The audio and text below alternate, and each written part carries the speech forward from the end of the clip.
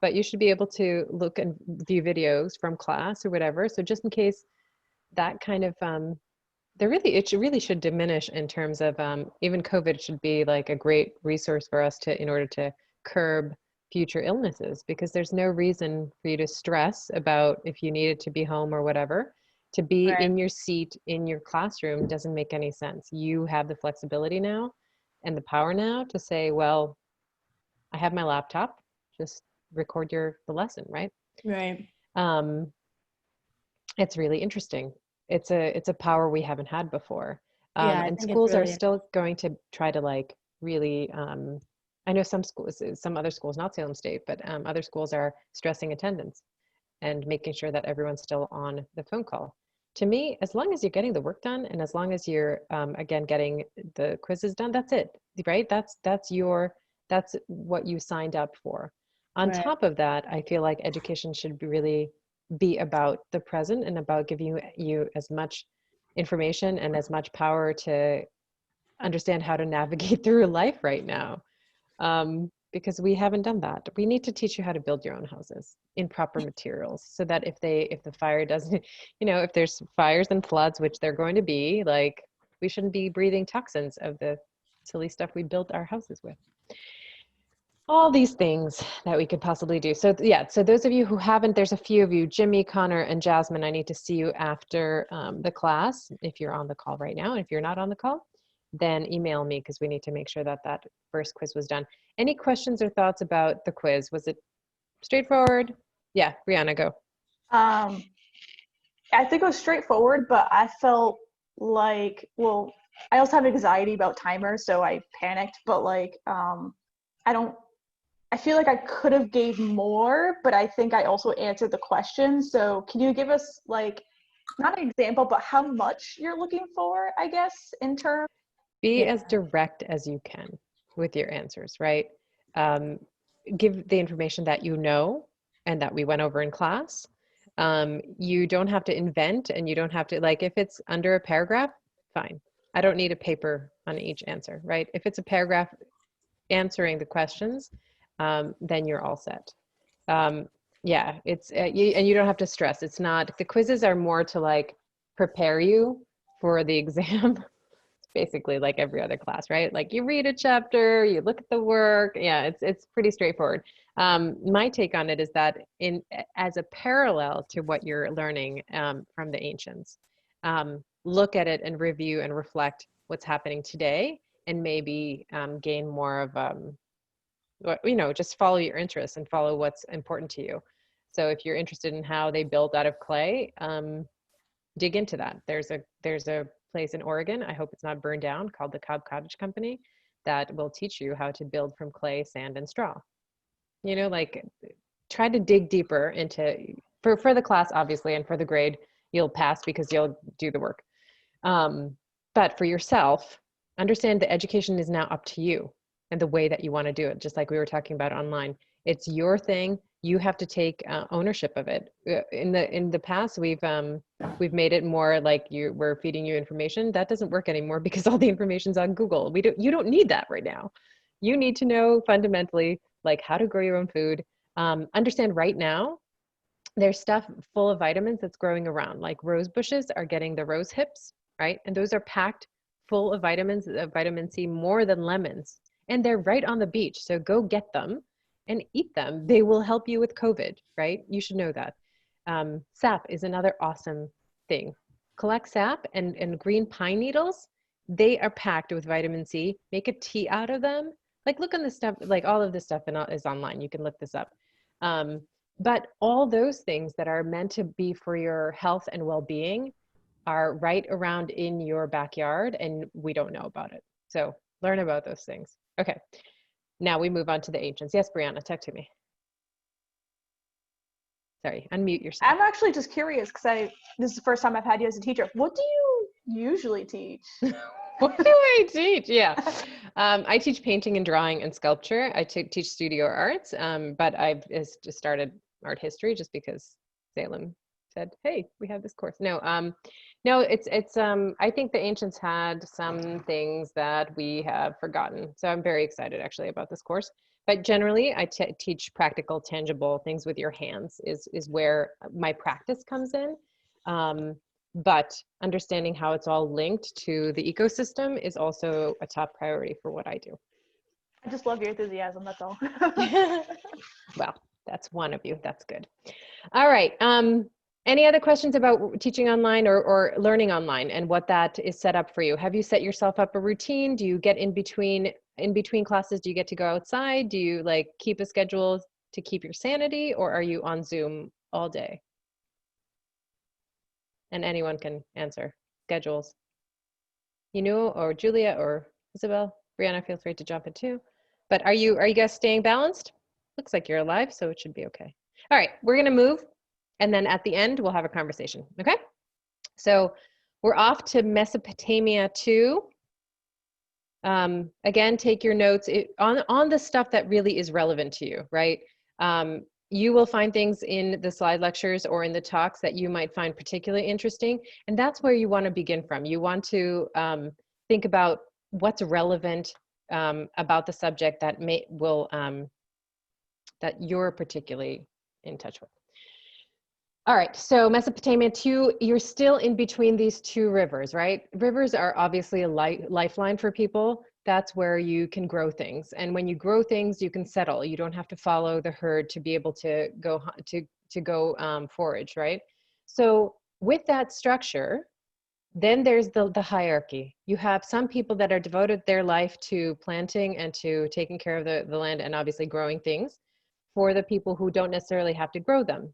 So you also have this break in knowledge, right? The people who tend to the earth and tend to know how to grow and feed themselves now give over the food to the powerful people who devote their time to perhaps thinking about gods and become the rulers of these places. So the kings of Mesopotamia and later on into Assyria and Babylon, they suddenly think about the gods, and they think or they believe that the gods directly transfer power to them, and that's what gives them so the religion is tied to the political spectrum, right? We have that separate, but back in Mesopotamia, that was really linked together. Okay, so imagine, like, again, the priests are the ones that are also the ones in high power positions. All right, and here you see it.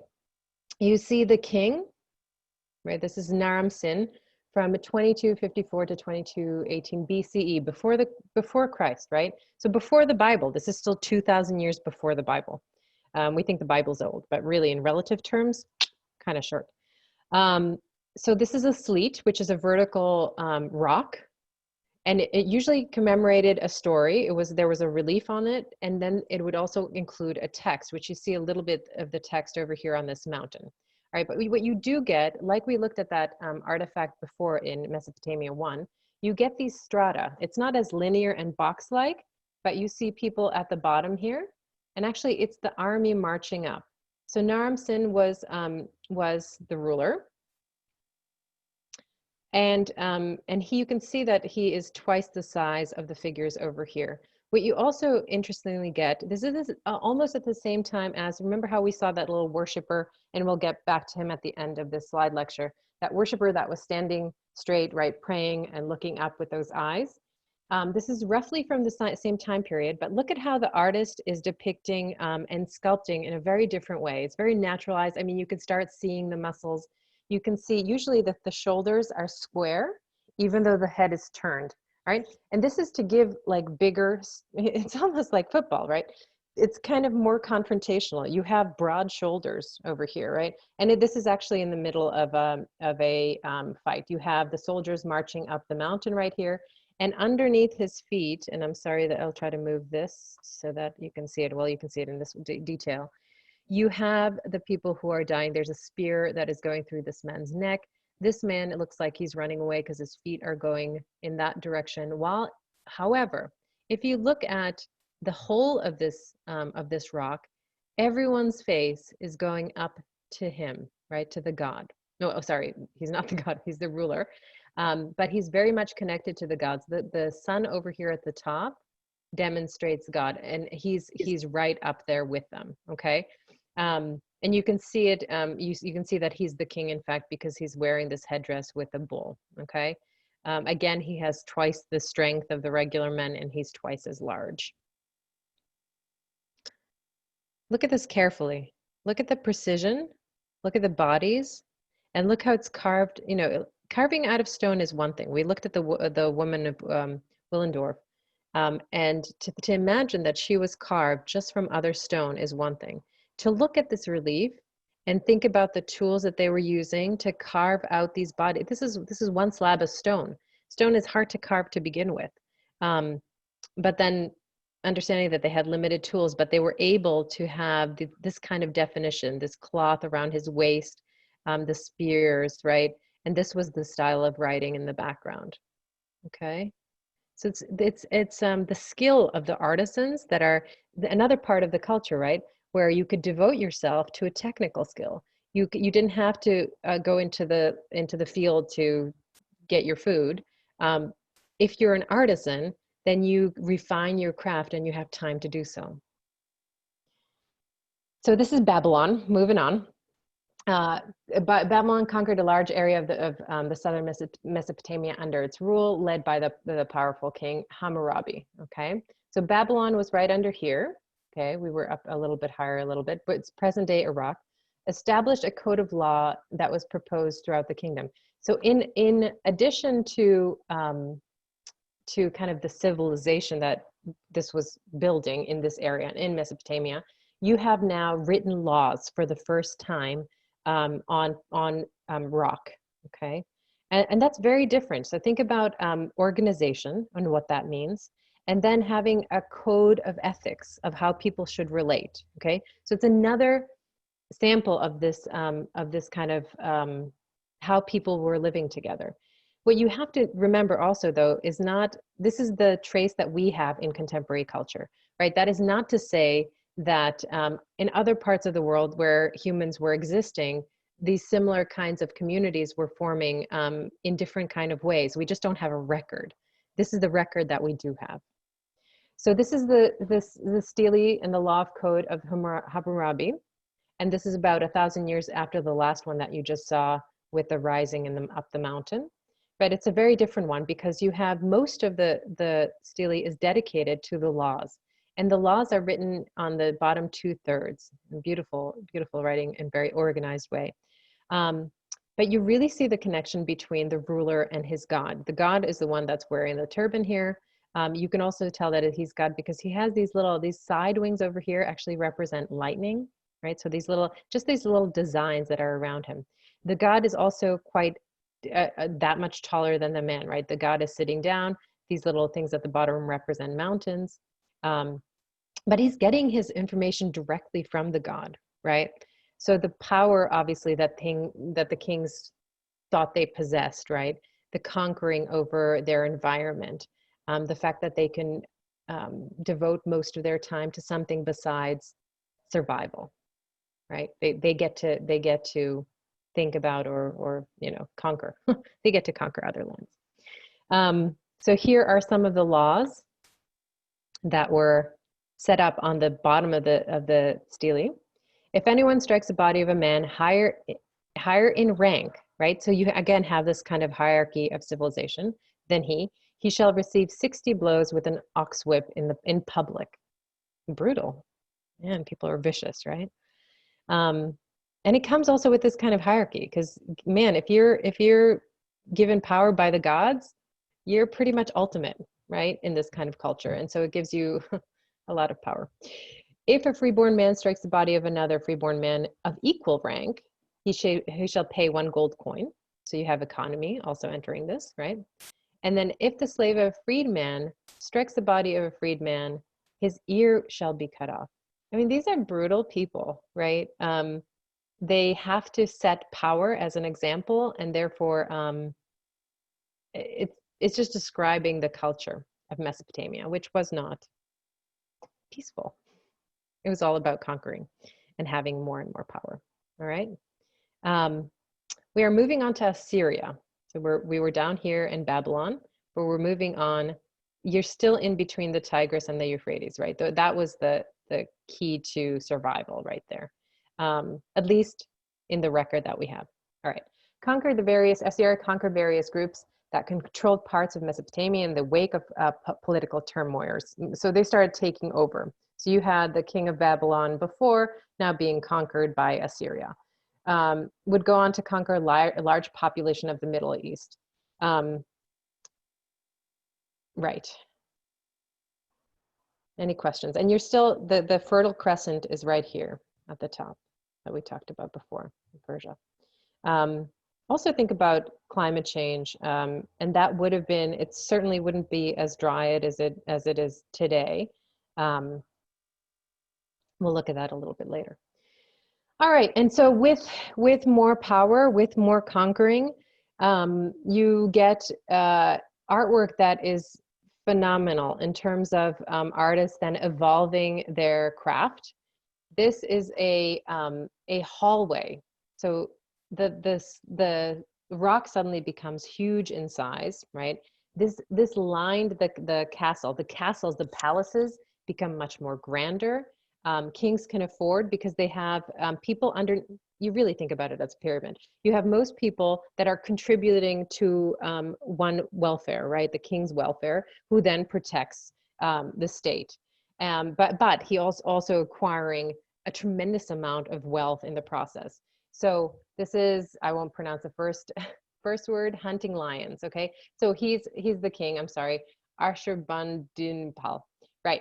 So the king is right over here in the chariot, and this is a hunt. However, it's an orchestrated hunt, which means that it was in some sort of a contained space, right? So it wasn't a hunt outdoors. However, it still talks about how the king, the king, by the way, was the only one who can hunt lions, and there were lions in Mesopotamia at the time. They were a smaller breed, and unfortunately, they went extinct because obviously, as you can see, humans had a hand in that. But in terms of the art, right, and the way that this is depicted, you look at the natural, the body structure of the lions, of knowing you have multiple lions throughout this hallway. You have ones that are falling, the spears are going, the action of this, right? The king has just shot the arrow. You have the arrow over here flying and then hitting the lion over here. You also have from the back a lion attacking that two of the guards are taking care of. There's growling from the lions that you can see over here because they have a furrowed brow over here. They're really angry, right? It was more for sport than anything else because it was inside of an arena. He's not going out. But you also have the natural, so you have the artist depicting both the power and the strength of the king. And at the same time, you have the artist depicting this kind of slaughter of the animals, which is actually done in quite an empathetic way. Really looking at the form of the lion, of the beast. And it also represented how the king overcame nature, basically, and how he overpowered nature. So this is from the North Palace. And because we have that thing in the way, well, you can go back to the slides and have a look at it. It's from the 645 to 640 BCE, okay? So 600 or to 700 years before Christ, North Palace, okay? It was really, the detail of this relief is extraordinary. You can see the geometric shapes of the king's crown that he's wearing. But look at even the waves of the hair and the waves of the beard. This is someone, the carver, and I'm talking about the artists now, the politics of this are clear, right? That king that I can't pronounce, he was the one that really set the tone and said what this relief was going to be about. Obviously, the artist has no choice in that. That is set because he knows the power that it will show for millennia to come, right? Who was this king? He fought ferocious lions, right? The stories will go on and on. But the way that it was done, the detail that it was done with, Just look at this hand over here on the top, right? If you were looking at the detail and the realism, and these are the hands of the guards that are slaying the other lion on the other side. But just look at the knuckles, look at the nails that are carved in, right? Look at the hand over here, and how precisely they knew the form. This is the shooting hand. This is the king's shooting hand, where it's pulled. The arch is sorry, I have to get more coffee. The archery of it, right, that he's letting go, and the arrow, that's what's shooting. But to know the physicality of that is incredible intelligence, to understand how the finger will bend around that string. Artistically is just beautifully done, right? Here is the same scene. There's different parts of the frieze that goes around the castle walls and the hallways. And this is another section where the king is over here slaying the throat of the lion. And again, you can see the amount of detail that is embedded with the carving. And again, this is solid stone, right? So no picnic. This takes a long time to chisel out. But you have people who can devote their lifetimes to this artistic form. All right. On another hand, of course, it's talking about the extinction of a species. So as beautiful as these are, the depictions are pretty brutal. Okay, we're going to New Babylon. The king from Babylon would take hold of the crumbling Assyrian Empire, so Assyria has now fallen, going back to Babylon, and held the territory until the Persian conquest. So you're thinking about the same land basically turning over with different forces that came to power, right, and consumed the previous empire. These kind of hierarchies and these kind of empires are, by the way, meant to fall. So you can see how it kind of changed hands throughout the thousands years that were of the area that we're talking about. So we're going back to Babylon because this is going to be a new seat. They took over Assyria now, and we're back here to Babylon. At the gates of Babylon, you have the Ishtar Gate, which now is in Berlin. By the way, all these pieces are from the steles to even the frieze, the relief hallway are in different parts of Europe now. So think about that as well, how people have taken over. I mean, for the greater good, if you want to think about it in terms of a museum, but at the same time, we have to question that museum culture, right? How did we get these items? Is it our right, or should these items go back to their original place where they're meant to be? So this gate is huge. You can't see, I don't have people in this image, so you can't see where, sorry about that. The person is oh, here you go. Here's one person in relation to the gate. The gate was enormous, and it was part of an enormous palace complex in 575 BCE. Not only was it enormous, but it was adorned by this amazing blue color. And the blue color in a desert landscape, which is what Babylon was, although maybe it was a little bit more fertile. With the light, with the sunlight, when you approach this gate, it would be glowing. The blue of the surface would be incredibly shiny. So it also was this kind of mesmerizing castle. By the way, Saddam Hussein tried to restore this castle or this palace. It was one of the biggest palaces known in Babylon at the time, and he tried to restore it because the power of that, the sheer dominance of this palace, which this gate was just a small fraction of, just represented the power that was held in that space. And actually, Hussein was trying to bring that power back, right? I have a question. Yeah, talk to me. How on earth did they move this? Good question. Like, this isn't a replica? This is not a replica. This is taken, right? As most of the, think about how archaeologists have butchered and taken things from temples, from Egyptian temples or any other temples, right? This is taken, but obviously it has to be reconstructed. So it has to be broken down and reconstructed in its place without trying to do as much damage. Of course, these things are damaged in transit.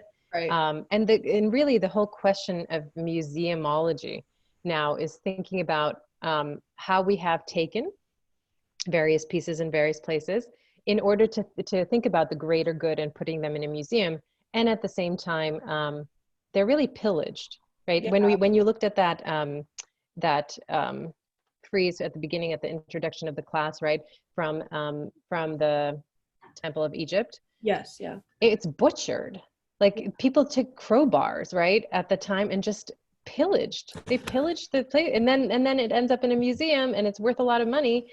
But that sculpture or that frieze or that relief belongs to the country. I mean, I don't know. To me, it makes sense that it goes to the country that it originated in. It's not. This is not part of Berlin, right? Even though it's in a museum in Berlin. No, not at all. Right. So there's a big question now in terms of colonization and reorganizing these objects to speak more about the history of those objects and where they come from. Perhaps it should have stayed. I mean, maybe it's a pilgrimage to go see the palace, right? Instead of going to a museum. But by the way, this is the smaller gate of the palace. There was a larger one behind it. And to be able to fit it, they had to take the smaller one because it actually is so enormous that it wouldn't fit into the Berlin Museum. And it's not meant for that place. That's not what it was built for. It was built for the Ishtar Gate. Here's a detail. As you walk up to the gate, you have these lions that are flanked on both sides. And they continue in a pattern, repetitive way. And they're growling and snarling. So this is a representation of also of one of the gods of fertility.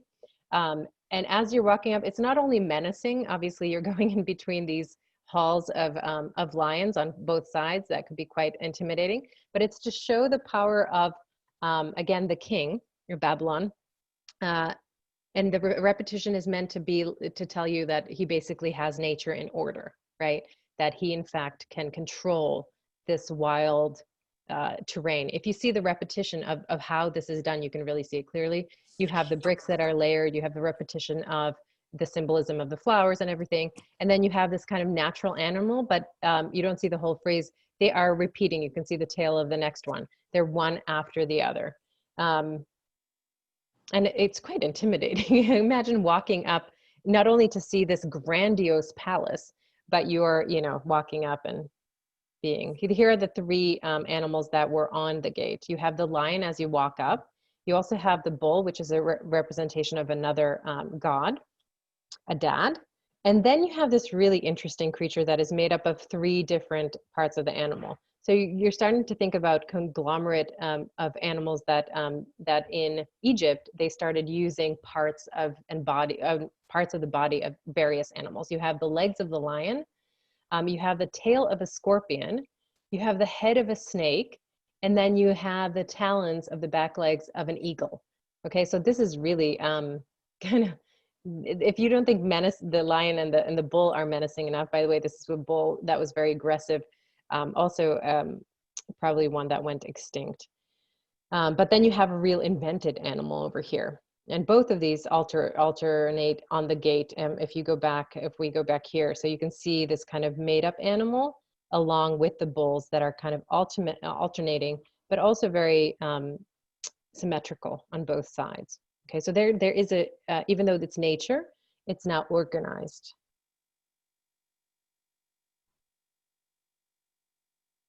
Anyone have any interesting thoughts about this conglomerate animal? And we have no idea really your guess is as good as mine, as to perhaps what this represented. Reminds me of a liger. What is it? It reminds me of a liger from the Dynamite. Right. It's really interesting to have the freedom then to choose different sections of the animal to represent different sections of power. And certainly if they knew or have ever been around a snake and the fear of that, right, the legs of the lion, it's just all the worst things of the creatures and then putting it together for a really scary one. All right, we're moving on to Persia and King Cyrus, who would defeat Babylon in the 6th century. And he was the founder of the Achaemenid dynasty. Terrible pronunciation, I'm very sorry. Didn't have a good night's sleep. But we're looking at Persia, okay? And Persia is now, look at the rivers over here, the Euphrates. Persia is now spreading out and really conquering vast territory. It was said that they had about 44% of the world's population in Persia. I don't know how they would quantify that, because I'm sure that there's people on North America that aren't accounted for, perhaps different civilizations that we don't have a record of. But nonetheless, Persia has expanded Mesopotamia and really has become a huge force in the 6th century BCE. Okay, again through conquering, not through very humane ways, but the land conquering was really the main goal, right? The more territory you have, the more you can expand, the more resources you have, of course, all of it. And here is the Persepolis, which is really interesting architecture and predates the Acropolis. But the foundations are incredibly similar. So there is the Apadana, and it's this larger section. Again, you know, correct you'll hear how it's pronounced in the videos. You have the palace, okay, over here. You have a huge treasury. So now you're thinking about economics, right? Especially in a place like Persia, where you're acquiring more and more natural resources, you need a space. And look at the size of the space. There was a huge complex, okay? Council halls, you have another palace over here, harem of right here, and then here's the gate, okay? Huge complex, again, menacing if you walked up to it, really a seat of power in Persia, currently in Iran. All right, so we're going to look at the Persepolis in terms of also comparing it to the Acropolis of the Greeks, which the Greeks would have had a relation to Persia. All right, they would know the architecture. They would know. Look at the columns, right? Hold on one second. Just trying to move us. Don't you love when Zoom doesn't do what you want it to do? Okay, this is the bull capital of the Persepolis. All right, 520 to 460. Okay, we're getting close to Jesus and all that. But look at the architecture. Look at the power and the strength of it, of these twin bulls on each side. And then you have the layout with columns. Obviously not as many have survived as the Acropolis, but you have the setting for where these columns, huge pillars, right? And the architecture and the feat of that architecture at the time. Again, how was this made? How would this structure have been put together? You need manpower. So again, a slave culture is what you're talking about. You need artisans at this point. You need engineers to be able to do something of this scale. And the amount of details. You also need a lot of artisans to be able to create these kinds of structures. And this is what it looks like. I mean, it's in relation to the Acropolis. The architecture is quite similar. You're trying to lift up, have this high roof, and have a somewhat menacing architecture to come to. The side over here, you would enter through the side of the stairs, and look at the size in relation to the people that are coming, right? It's awe-inspiring. It's like walking in the middle of Manhattan, right? And looking up and understanding that it was made and created by human beings. The scale of this, or if you're into ancient aliens, perhaps helping hand. But looking at it, it really is a feat, right? To look at this architecture. On the side of it, again, you have reliefs that tell the story of the king and this kind of procession of people. They think that this procession was linked to like a New Year's in Persia, where people would come. There would be 13 different sections of Persia, and they would come and bearing gifts to the king of Persia. You can see them over here marching along. And sometimes they would bring gifts. So here's one of the gifts from one of the 13 sections. This is an Armenian tribute carrying a metal vessel with Homa, griffin, handles, east stairway of the Persepolis. All right, so this is on the frieze as you walk around. But look at again, at the detail, the way that it was done, the stone. Now you're looking at something that is polished. Look at the vase and how it was not only carved out, But the way that you can see the different light of a surface is because it has been sanded down and really polished, right? So this could have been sanded, this could have been added with various oils so that it becomes that shiny, as is this hand, okay? So you have a layer of carving, you have the detail, you have the drawing, you have the three-dimensionality that is going into relief. And now this is the bearing of the gift. So we want to look at these two, and I want to look at, they're pretty much from the same time. So look at that, they're only a few hundred years, okay? So you have 400 years between them or so. But look at the advancement in style and how they were done. You have a three-dimensional sculpture on the right, stylized in a certain way. That's the worshiper that we looked at before. And then you have the victory stele over here on the left-hand side from Naram Sin, okay? But you're only talking the difference about 400 years, right? So you had a population of people that were devout and that were religious, and they were the ones higher up, and they were devoting their time to worship. But now this worship is linked to rule, right? And you have someone, the king, who is a representative of the will of the gods. So talk to me about the difference in the style, just visually, what's happening with these two. Anything that you see. Give me anything. More like they would be considered more wise. Another looks like they're ready for war or ready to fight or just ready to like stand their ground. Right. Yeah. So you have this one who's obviously dedicated for the rest of his life to worship, or rest of existence, right? You have it stylized, as we talked about before, the carving. But there's not an active pose. It's he's standing, he's going to be there, he's going to have those hands, and he's going to worship. That's his role and that's his job. Now, in terms of, that's the carving. It's very rigid. Right. That's the form, that's the stone, that's how it is. Now, when you look on the one on the left, it's very different. The form, I mean, you have this, first of all, you have this whole investment into the body, right? And the conquering body and what that looks like, the musculature of the body. So that's one of the differences. You have the dress on the right, and then you have this actual physical form on the left. Anything else that you see? Give me anything. I was going to comment on the sculpture as well, that the worship, the worship statue is more like simple shapes. Like they're trying to figure out how a body looks, because like when you're looking at someone, it's different to draw them and do more intricate details and everything than to actually make it three-dimensional. It's a whole nother learning process. Right. So I think you can tell that they're working on doing better sculpting and working on the forms, but they start very simple and blocky. Right.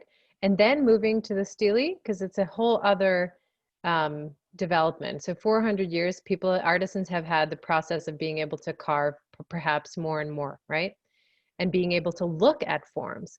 But not only that, so they now know the forms on the left-hand side, but they know the form in action. That's a whole other dynamic, right? You have the one on the right, you have very static. He's standing, he's doing his thing. The one on the left, you have encountered, so not only one body, but obviously he's on top of multiple bodies that are marching, the other ones that are dying, right? Look at this form. There's a head here. He's stepping on a body right here. First of all, disgusting. Second of all, really amazingly done, right? To think about that, you can take a slab of, and I think all of you, as you are going through this course, if you find something that you find interesting, go into your backyard, find a stone, and start seeing what you can carve out, just to understand the way that people had to create these things and the effort that it takes, right? It could have been a lifetime working on this one stele, right? And that was good enough. Like that, some artisans never saw their pieces finished, right? It wasn't about that. It really was about the king wanting this particular story and showing himself in this kind of menacing way, and really exemplifying his power. Look at the details of the foot right here. You have the foot in a sandal, right? Same thing with this one. These are wearing shoes. The artists who are depicting them know how to do that, how to carve that.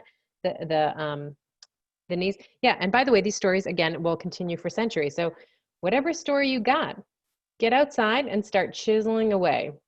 Because in 10,000 years, it's going to be your story. If you were to put the hierarchy on the stele, what would you put? What would be important? Would you put yourself in the king's role? Again, these are projections. Like imagine Trump wanting the White House to be painted in his stories, right? Imagine that. These stories possibly, obviously, were not necessarily real. But if you put yourself fighting a lion in your hallway, people and the visitors that are coming to your house are going to have second guesses about who you are, in good ways or bad, right? But that's what they wanted. It doesn't necessarily mean that that's what they, were doing. They weren't all buff men that were twice the size of the other people, but they saw themselves that way, and they wanted to project themselves that way. But again, and the feet of the artist is a whole other conversation. Of course, art had to begin with representing the stories of the powerful, right? Because there was no such thing, and there still isn't a thing like a starving artist. You need food, okay? You're not going to be starving and digging into a rock, okay? So these people initially, all art objects were about power, about the person who could afford to pay for this work, okay? Artists didn't have a voice of their own. That didn't come into the last 50 or 100 years.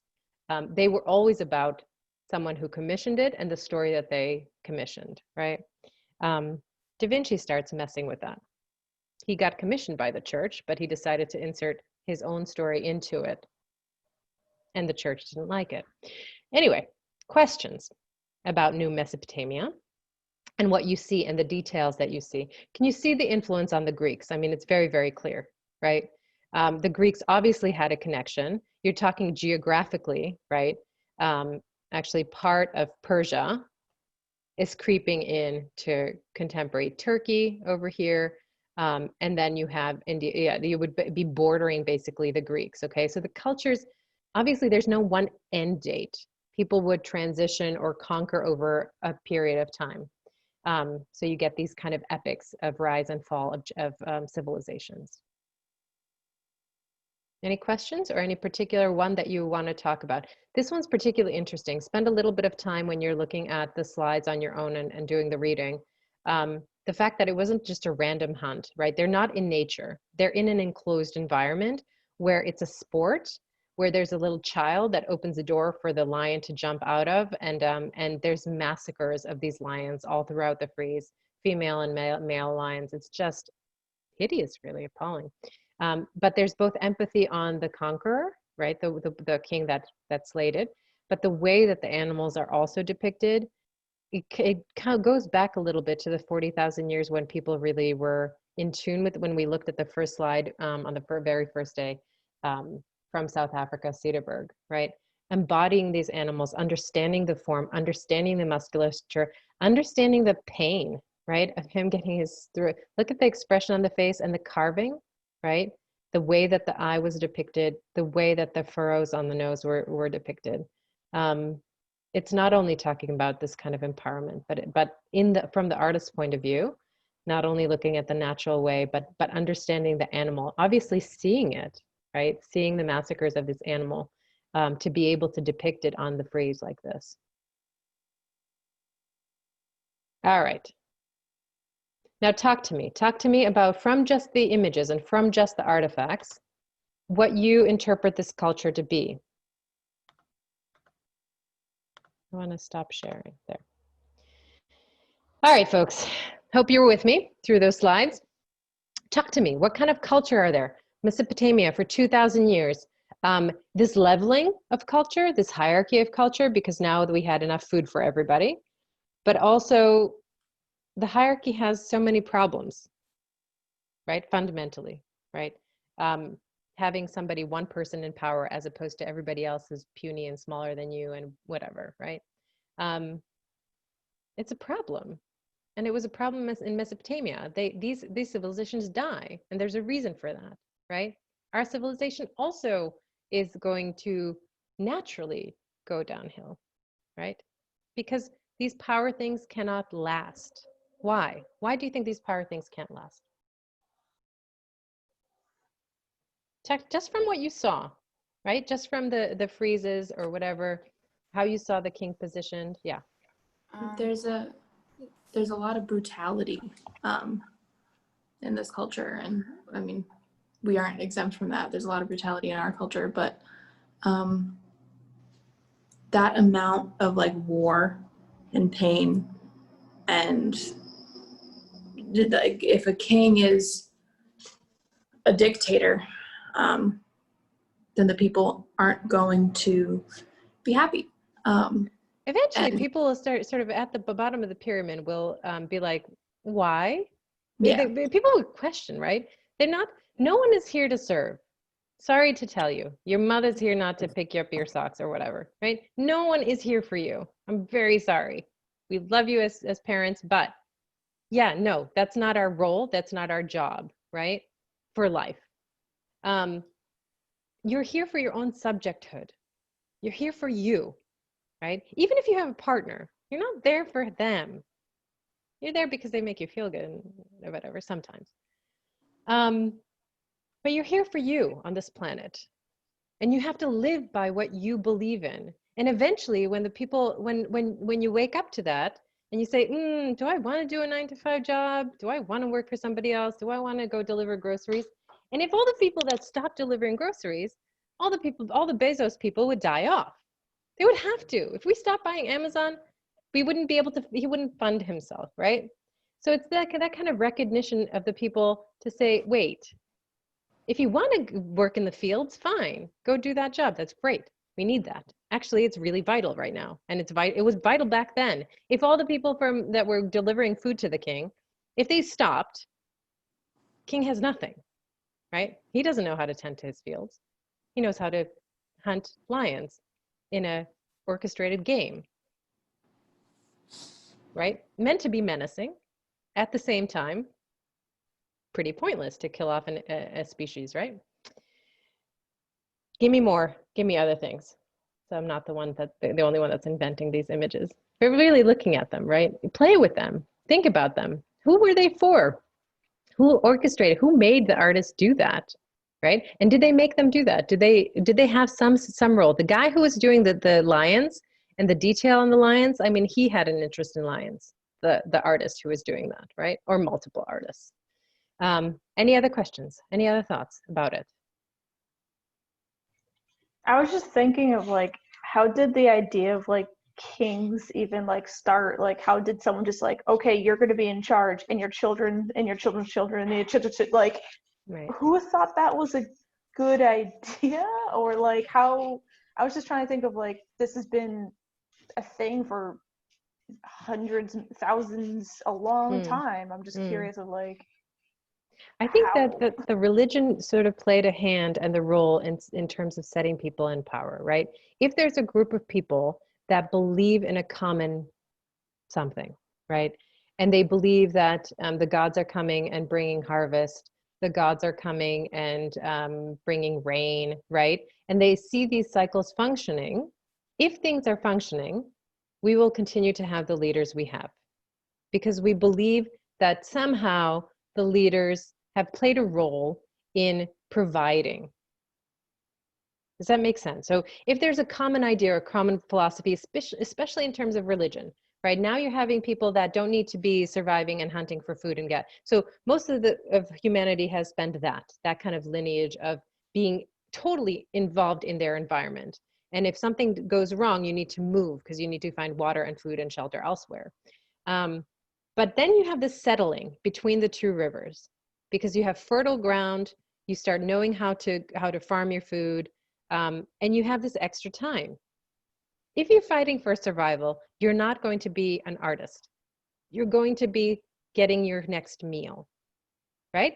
Art is a privilege, right? It's at a different level. And the artifacts that we have from these periods and from the artists is because they had time to not worry about where they get their food from. So understand that, first of all. Understand that art, or any remnants that we have left over, are a privilege, and we're done by the privileged. So their story is inherently in those objects.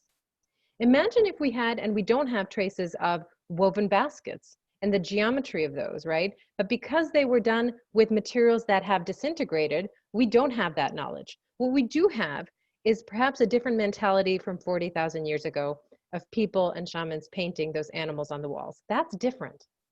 That's not using the animal for your own benefit. This kind of mentality, this kind of thinking, the king and the hierarchy and all that, that's only about 6,000 years old. If humanity has been here for 40,000, if not more years, right? They live for different purposes. You can think about the woman of Willendorf. There's a different purpose for that little sculpture, right? It wasn't, you're not going to chuck it at someone as a weapon, right? You're not doing it for that. Yeah, war and sort of hierarchical thinking comes with the there's these forces, right? You have the creative force, you have the destructive force. They usually are imbalanced. Now they have been imbalanced for the last 6,000 years because generally, and sorry for the males that are on the phone call, it's nothing to do with males. It's actually a mentality much more so. Some women are much more masculine, whatever. The idea that someone else is here for you. And because that someone was typically or thinking about in history a male and looked at the female and said, ooh, different than me, right? I have a penis, they have a breast, right? Different, right? And then thinking that that is for you, I think was the first seed. If you really want to think about it, I'll share a video between a talk between a quantum physicist, David Bohm, and Krishnamurti, who was a theologian and a spiritual leader, but he denounced that title and then just was a speaker. There's an interesting conversation with them called The End of Time. And it's based on this principle that 6,000 years ago, there was a wrong seed in humanity, right? That has created this kind of pathway. Quantum physicist Dave Bohm was also thinking about possibly multiple timelines, right? And what that means. And they talk about and discuss the idea of time not existing, time being a man-made construct. Anyway, if you're interested in that line of thought, I'll put that video in because it is very fascinating. And we need to dismantle that mindset. We really do, like fast, super fast, this generation. Nothing is here for you. Not the vegetation, right? Not the animals, not in the Bible, it's written, right? We thought that this was it. We thought that the animals were here for us, that the people were here for us, right? It's written in there. There's a philosophy that started, but it started even before the Bible. You can see it in Persia. You can see it in Mesopotamia. There's a visual evidence of it. Okay, guys, before I go on a roll, any other thoughts? And any thoughts are really interesting, right? If you have a thought about what you just saw, please share it because your thought is vastly different from other people's. And this is what makes a class interesting. Dylan, anything? Eve? Jimmy? Cam? I haven't seen some of you people. It's been like 3 weeks. Any thoughts on the images that you saw from Mesopotamia and how it relates to our power structure? It's very similar. It's super interesting how similar we are. It's just interesting how over these amount of years, how it's still so similar in structure. I mean, we took so much from the Greeks, and the Greeks took so much from the Persians. Yeah. Right? The philosophy of democracy, but democracy shrouded in a very non-democratic principle. Yeah, exactly. Not very democratic at all, but there's now sort of a rude awakening, especially in COVID, right? And with calling people essential. It's not just a label, right? Now the essential people need essential health care. They need essential wages. It's not okay anymore. Because if they're not around, if they don't have sick time, they're going to die and kill people. You know what I mean? Yeah. Like, we need each other. We need all 7 billion people on the planet to think together to find out solutions to these huge global problems, right? I'm not even talking about the fires in Oregon, right? Right.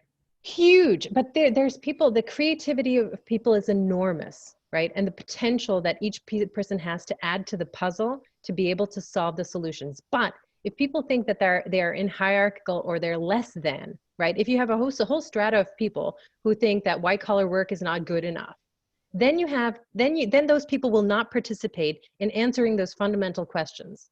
And when you have that, then you're in trouble, because it's the people that, because it's those people that may have the answers that you absolutely don't, right? It's not the physicists and the scientists, whatever, cannot come up with solutions, but they have their own blind sets on, right? It's now interacting with the artists of the community, who we've totally neglected, but who can see and project maybe 50 years into the future. It's cross communicating and understanding that every single human being is so vitally important to the conversation. That's the kind of like thinking that we have to start, right? It's not that the politician or the person and the mayor or whatever has the answers. No, it's the people on the ground living in the town who are going to give each other sugar and honey when the neighbor doesn't have it, right? Those are the people that are going to support you. So think about how you support your community. Think about living within that community, whether you enjoy whether your neighbor and you have similar principles of philosophy, whatever, right? They're your neighbors. So how do you interact with them? And how to start thinking as like everyone's important and figuring out ways to communicate. We are terrible in communicating, especially polarized as we are, right? Thinking blue and red instead of purple. Just simple visuals. Questions, concerns, ideas? All right, go have your lunch. Get out of here. If you have questions, please stay on. I need to speak to Jimmy, Connor, or Jasmine if you're still on the line. Cam, I want to hear from you. Hey. Hey. How is it since last semester? It's been crazy considering everything. Have you had a chance to see the videos? Yes. Okay, good. And Okay. I've been here for a few of them. I just haven't had my webcam on. Yeah, we want to hear from you, and Isabel too. Like share your ideas. Jimmy, I'm just wanting to let you know that you haven't done the first quiz, so just make sure you get that done. Okay. Got it. Awesome. Cool. Thank you very much. You're very welcome. Have a great day. You If as you want to stay well. on and chat, feel free. I'll chat. I'll chat. Yeah, chat. Yeah, exactly. We have like 15 more minutes. Yeah. I actually had a quick question about the reading. Yeah. So are we supposed to be doing the chapter that we're going over in class before After. class, or are we supposed to do it after? After class. So the first I'm going to do the PowerPoint usually, and then you have the reading. Okay. If there's a quiz or exam that's coming up that then I'll warn you about that if you need to read it ahead of time. Otherwise, wait until the day of, and then the dates should be on Canvas, but they might be skewed by one day or two. So I'll look at Canvas and make sure the dates align. Okay, thank you. Yeah, pleasure. I also had a question. Yeah, what's up, Julia? Because I missed Thursday's class and I didn't see a video posted for it on YouTube. I saw that the Zoom didn't catch up, but I have them. I have them in my record. So what I'll do is I'll download them. Sometimes Zoom doesn't go directly to the cloud for whatever reason. And I'll send them in an email. There was one that was sent out in an email that I believe is in the news and announcements. So you might want to check that out, but I'll check for the last one to make sure that it's in there, okay? Because I've been recording quite diligently so that folks, if you miss them, you have them, okay? Thank you. Very pleasure, no problem. Carla, anything from you? Yeah, I do. I was a little confused on the emails. It went both ways, like whether we have class only on Tuesdays, the Zoom class, or if it's Tuesdays and Thursdays. It's both days. It's Tuesdays and Thursdays. So we have 3 contact hours. Whether you are on the phone call, you don't have to necessarily be on the phone call. It will be recorded, even though we are late a little bit. So you should be able to look at the slideshow on your own and go through it on your own. Besides the slideshow, I mean, what I'm going over is exactly what you're reading and exactly where so you're getting it in 2 or 3 places before you take the exam or the quiz. So just see it. If you do miss it, just spend a little bit of extra time maybe on the slides on your own. And it's right there in the book. The book usually goes to an article in the Smithsonian and a video, right? Yeah. So when you look at those, but keep in the back of your mind who's making the video and how this is written, right? From whose point of view? It's from the academic point of view. And it also is skewed from that perspective. So see where you can maybe challenge that perspective. Okay. If you see something maybe in the work that they don't cover, you know, ask me in class, and we can, those are the interesting conversations that I find fascinating, more so than sort of the academic. It's so interesting that the video is always like, we are in the Louvre, we are in Berlin, we are in London, right? And I'm thinking, these are all pieces from the Middle East. Why is it that these artifacts are not in museums in the Middle East? I mean, that's where they belong. It's quite shameful, actually, I think, to be like, I'm in London, but I'm showing you, like, actually in the Louvre, they had the stele, and it's one of the prized possessions in Paris that, because it has the first laws written on top of it, and people are, you know, like the laws of democracy for the first time kind of written down, the ear for an ear and whatever. But it's their prized possession, and you're thinking about, well, what about the people of the Middle East? Why isn't it their prize? Because it's their history, it's their, right? And then thinking about the land and being bombarded, and basically it's the land where Syria now is, right? So these very wealthy, basically these very wealthy, rich countries and cultures have been completely looted by colonists, right? So yeah, so every Yeah, I time think that you see, go ahead. it might be a mix between, I mean, it's a good thing that they did, because so much war going in the Middle East from the start, from the beginning of time. So Right. art has been destroyed. Right. However, it does seem, now that you mention it, kind of like allowed theft, because you're a European or a That's what I think. Yeah, it's like known nation. thievery. Like, Yeah, why is this object in the Louvre when it's from Persia, it's you not know? belonging. And why not preserve the land of Persia with the wars, you know, I don't know, have it a World Heritage Site and protect it, right? Instead of upholding and taking the whole gate. Like, why not take the whole palace, make it, and it is a World Heritage Site, and then protect that land and understand how valuable it is and how the resources should stay where they come from. However, of course, the objects are made from resources in various parts of the world. So there were, you know, lapis lazuli was brought from India. So it's still this kind of, you know, who owns the object? And maybe it's not in terms of ownership. Maybe it's about the knowledge that the object possesses. We don't have to necessarily have and hold the piece of plank, right? The stone in front of us. We can learn online, right? We don't need the thing itself. It's what the thing represents. Anything else? Jimmy, what did you want to say? Thank you. Pleasure. I just wanted to chat and see how everything was doing. Things are going okay, you know, COVID wise and all. I mean, I think that this is the best. There's really lots of learning to be done from this time period, which I think we only are scratching the surface of. I think there's so many ingrained structures that are collapsing, that have real possibility of change. So that's somewhat exciting. I think for students, I think this is really particularly interesting time, because the empowerment of what you can do. Understand you're not tied to university. If there's some things that you find interesting, there's courses that are going to be all over the place, because most faculty are being fired, and now the courses are being put elsewhere, right? Mm-hmm. So you to choose what you support, what philosophy you support. Salem State is particularly interesting. Yeah, there's students that I teach that spend 200,000 on their education, as opposed to you guys, right? And that they don't understand the bill unless their parents are paying for it, of what they are the debt that they are inheriting, right? And there's a problem with the debt that students inherit anyway. But when you're talking about that kind of sum, and then understanding that I teach the same class, whether you're paying nothing and sponsored by the government, right? Or whether you're going to this kind of liberal arts, I don't want to mention the names, but the private colleges, right? It's the same education.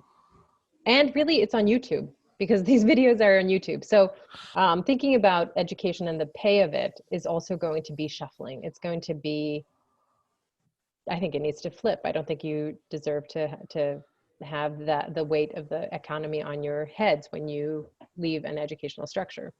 That's right? You actually shouldn't have a really, debt. it's really interesting to think about. Speaking about classes that you could take online, or just not online. You could just find them on YouTube. I've read that a ton of people just use YouTube, and they learn so much stuff from it. You I can mean, learn literally anything just by like searching it up now. yeah, I have my classes. My other class that I'm teaching right now, art history and appreciation, that goes to YouTube from Yeah, yeah, yeah. and There's it's college classes online, yes, and you don't have absolutely. to pay a dime. Right. There's a structure. There's all kinds of there's a structure called Udemy where you can find college level courses online. I'm not sure what the payment is, but it's certainly not college debt, right? Right. Now you have the college gone. Now you have instruction between the student and the teacher directly, right? Which is actually what happens, except you put them in a room in a college. But knowing that that's the connection, and that's education, right? Like it's direct like that. It's from my brain to yours, and the thoughts that kind of pop up. Yeah, the institution is not really necessary. Exactly. But It's kind of wild. then you think about the business of the institution, and they're It's in gone. trouble, It's gone. right? Sorry. Yeah, it is. It is. However, there's still presidents that are making $500,000 a year. You got to question That's that, something. right? Because you have the hierarchy in the same way that you had in Persia. Exactly. College professors are making more than the president of the United States. Not that I agree with the president of the United States at the moment, but how is that set? Like, who came up with that number and why? When most people are making a livable wage at less than 100,000 or whatever people are making, right? It's very interesting. History sort of actually repeats itself, doesn't it? Also, In some aspects. history is really questionable. Like, history is what Yeah. we bring to the table every day. It's not in the back, it's with us, it's living. Mhm. It's just stories that are kind of continued, right? It's really very gray. It's not black and white. It never has been, but it's been written in black and white terms. Right. Thank you so much for today, though. I'm going to make lunch. That's what I do. Have a good lunch. You as well. All right, guys. Anything else? I had a quick question. Sure. For the writing exercise that we did, I am from. Yeah. Where can I submit that? Can you put it into the chat here in Zoom? So what's drop it into the chat. I find it interesting for you. The only thread that you'll be able to read, because the discussion forum on Canvas, I've tried, we did it last semester. Did it work? Tess, do you remember posting on discussion forum? You guys, there were some threads, right? We can try it in the discussion forum. You can give that a shot and see if it'll start. And if you can post it, let me know, and then others can post there too. Because I would like you guys to be able to spark conversation in between each other. The chat only has a linear kind of way of doing it. Yeah. But I find that the discussion forum is really part of the course and maybe more important than the context of the course. I think if you just make a title chat for it. Yeah, okay. Drop it in. I'll drop it in and see how it goes this week, because I would like that to be part of the class. Like last time, I didn't put it in the chat, and I didn't know where you. I know the chat, once we close Zoom, I guess goes into some ether, or I'm not sure. Okay. Yeah. Okay, I'll do that. Thank you. And pleasure. Anything else? I just wanted to say sorry. I went to the wrong link, so that's why I was late. That's fine. Not a problem. All right. Good luck. Have fun reading about Mesopotamia too, and I'll see you on Thursday for the next brilliant slideshow. Bye, everybody.